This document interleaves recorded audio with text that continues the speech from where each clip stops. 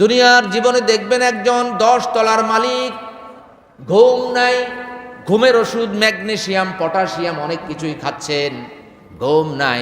একজন রিক্সাওয়ালা দেখবেন রাতে ঘুমাতে এসেছে, মনে হচ্ছে একটা মেশিন স্টার্ট করে দিয়েছেন। আবার দেখবেন 10 তলা বাড়ির মালিক 1 মাস আগে ছোট্ট একটা কাঁঠাল কিনে এনেছেন 50 টাকার, ওই কাঁঠাল 1 মাস পরেও কাঁঠালের 2-1টা কোষ ঘরের ভিতরে জমা আছে ফ্রিজে। আর দেখবেন রিক্সাওয়ালা এরকম বড় 10 কেজিওয়ালা একটা কাঁঠাল এনেছে, সকালবেলা বলছে কাঁঠাল কি আছে, কয় তোমার ছেলে মেয়েরা কাঁঠাল খেয়ে ফেলেছে, সকালবেলা নাই। এবার মহিলা খুঁজে দেখে বিচিও পাওয়া যায় না, বিভিন্ন জায়গা থেকে ঝাড়মাট দিয়ে ওই বিচিটাও একসাথে করা লাগে, ঠিক কিনা বলেন?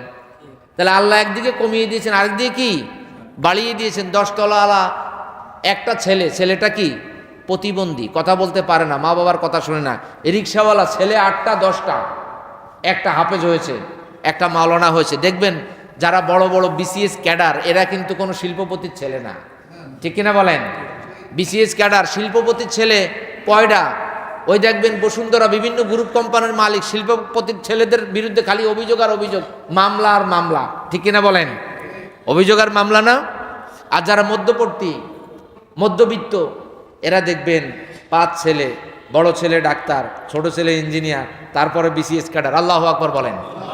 এই জন্য দুনিয়াতেই আল্লাহ দেখিয়ে দিচ্ছেন যে একদিকে যদি আল্লাহ কমিয়ে দেন, তোমার 10 তলা বাড়ির মালিক বানানো হলো না, কিন্তু চক্ষু শীতলকারী সন্তান আল্লাহ দিয়ে ভরপুর রেখেছেন।